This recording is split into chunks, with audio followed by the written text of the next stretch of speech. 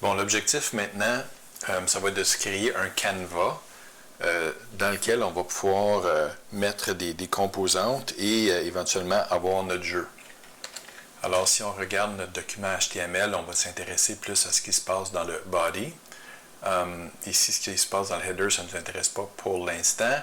Et ici, maintenant, on voit qu'on a utilisé des nouvelles balises HTML qui s'appellent Canva. Et puis, comme j'ai expliqué dans une vidéo précédente, on a donné un identifiant qui s'appelle Canva 1. Donc, on va contrôler tout ce qui se passe à l'intérieur de cet élément HTML-là avec du JavaScript. Donc, on va aller voir ici dans notre programme JavaScript, pong.js, et puis on va venir définir l'espace de jeu. Donc, ce qu'on va faire essentiellement, c'est qu'on va définir un rectangle qu'on va situer dans notre écran. On va mettre une petite bordure, on va centrer tout ça, on va choisir une couleur, et ensuite, dans les autres étapes, on va commencer à mettre des balles, la palette et le mouvement. Comme on a fait dans nos programmes précédents, on veut être en mesure de contrôler un élément HTML ici, qui a un identifiant qui s'appelle Canva 1. Donc, on utilise la méthode document_getElementById. On précise qu'on veut avoir l'information de l'élément qui s'appelle Canva 1. Et on va tout simplement mettre ça dans une variable que j'ai choisi d'appeler ici Canva. Donc ça va nous permettre par la suite de pouvoir contrôler ce qui se passe dans cet élément-là. La prochaine chose qu'on va vouloir faire, ça va être de définir les dimensions de l'espace de jeu qu'on veut donner à notre programme. Okay? Donc, notre variable Canva ici, maintenant, on peut aller préciser sa largeur et sa hauteur avec les paramètres width et height. Maintenant, c'est possible aussi avec JavaScript d'utiliser des méthodes qui s'appellent inner width et inner height qui vont aller mesurer pour nous les dimensions de la fenêtre de notre furteur, parce que ça se peut des fois que notre furteur soit, par exemple, réduit. Donc ici, on aurait peut-être, je ne sais pas, là, 900 pixels, puis ici, on en aurait peut-être 1200. Donc on peut... notre programme va pouvoir s'adapter un peu, ou enfin va pouvoir se définir à l'intérieur de cet espace-là qui n'est pas toujours maximisé. Donc les deux lignes suivantes ici vont définir la largeur de notre canevas égale à la largeur de la fenêtre, et même chose pour la hauteur. On va voir dans quelques instants qu'on va prendre seulement une fraction de ça, mais commençons par ça pour le moment. Là, vous allez voir, c'est un petit peu insatisfaisant parce que quand on rafraîchit notre page, il ne se passe absolument rien. C'est parce qu'on a juste défini la largeur et la hauteur de notre canevas et on n'a rien dessiné dedans. Donc, c'est pour ça qu'on voit absolument rien. Donc, ce qu'on va faire, c'est qu'on va aller mettre une petite bordure autour de notre canevas. Et la meilleure façon de faire ça, c'est dans notre style ici. Donc, rappelez-vous, dans notre HTML, notre canevas a un identifiant qui s'appelle Canva 1. Donc, on peut facilement prévoir un style qui vient cibler très exactement cet identifiant. Quand on met un carré ici, communément appelé un hashtag, ça veut dire que les styles vont s'appliquer seulement à cet élément qui s'appelle Canva 1. Et puis, on va venir mettre une bordure. On va dire une bordure tout simplement solide, comme on fait d'habitude. 1 pixel de large et de couleur noire. Donc, quand on fait ça, on va aller voir ce que ça donne. Alors, si on rafraîchit, effectivement, on voit ici qu'il y a une bordure qui est apparue et on voit là que c'est un peu trop grand. Pour jouer dans ces dimensions-là, c'est un peu trop grand. Donc, ce qu'on va faire, c'est on va revenir ici à notre JavaScript. Puis, moi, j'ai choisi de prendre juste la moitié de la largeur et 80% de la hauteur. Donc, je multiplie par 0.5 et 0.8. Vous êtes bon en mathématiques. Donc, quand je fais ça, on voit que notre espace de jeu, maintenant, est défini à l'intérieur du carré noir. Et puis, on va lui mettre une couleur de fond. Donc, toujours dans notre style, OK, on va venir mettre une couleur de fond. OK, donc le paramètre, c'est Background Color. On peut choisir, par exemple, si on passe une table de ping-pong, on peut prendre un vert ordinaire. On va voir ce que ça donne. Bon, pas très beau comme vert. Moi, je ne suis pas très bon en couleur. Mais je vais prendre quelques instants pour vous parler du système RGB des couleurs. Donc, au lieu de préciser une couleur précise ici, si vous vous rappelez de vos cours d'art, c'est possible de composer des couleurs avec des couleurs plus de base. Ici, on utilise la couleur rouge, vert, c'est RGB, pardon, la couleur rouge, vert et bleu. Puis on va voir c'est quoi le paramètre A à la fin. Donc, on peut par exemple, si on veut avoir une couleur rouge pure, bien, on peut entrer les paramètres suivants. Okay? Donc, ici, la valeur, la quantité de rouge qu'on décide d'utiliser va varier entre 0 et 256.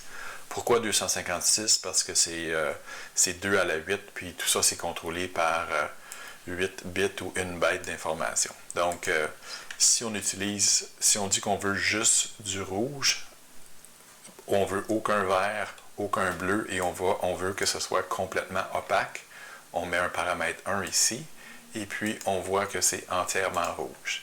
Si on voulait que ce soit, par exemple, entièrement vert, on mettrait un 256 ici, et puis on voit que c'est entièrement vert. Et si on veut que ce soit entièrement bleu, on met le paramètre ici dans le troisième espace, et on va voir que c'est entièrement bleu.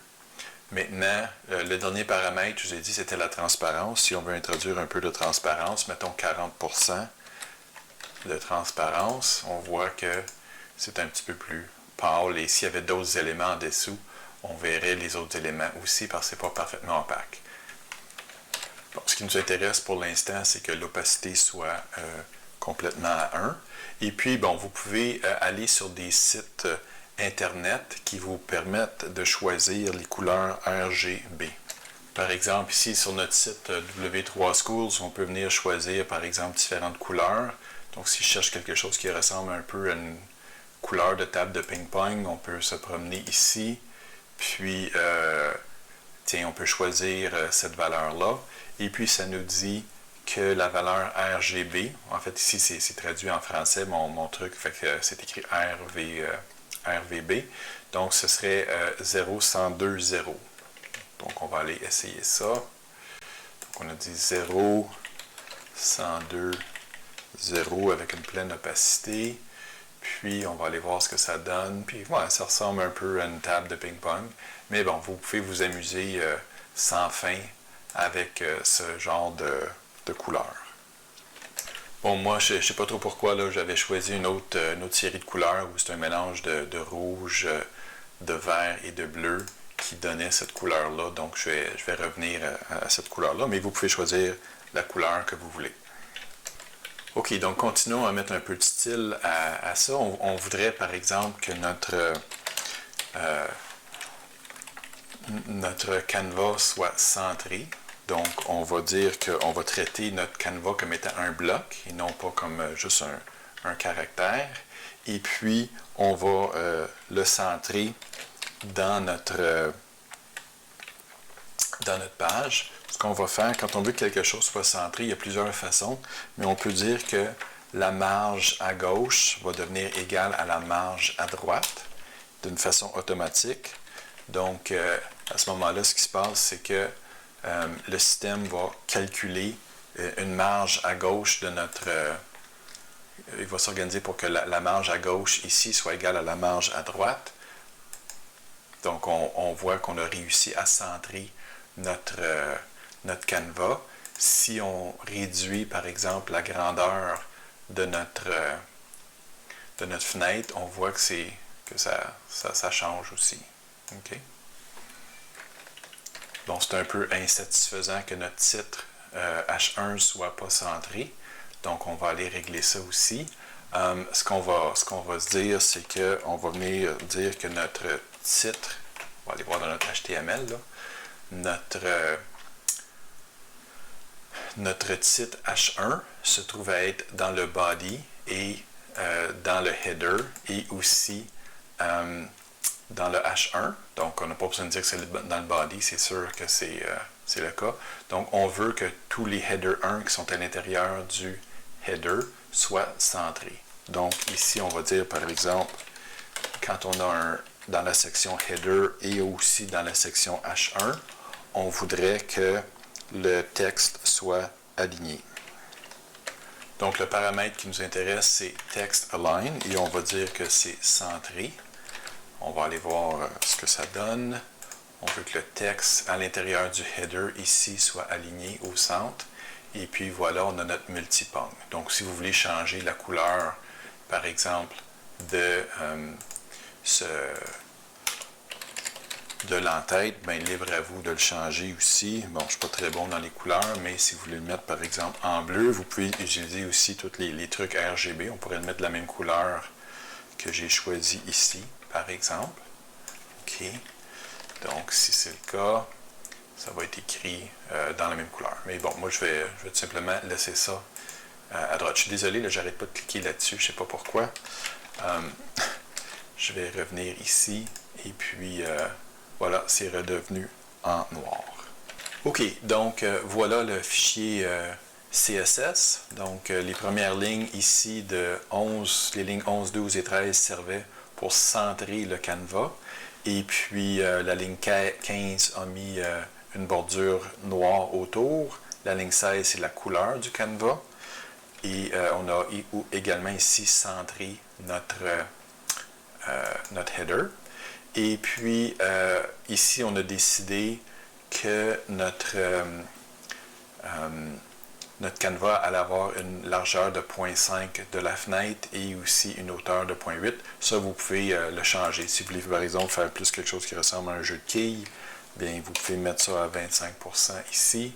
Puis, ça a l'air plus d'une allée de quilles que d'autres choses. Mais pour l'instant, là, moi, je vais travailler avec 0.5.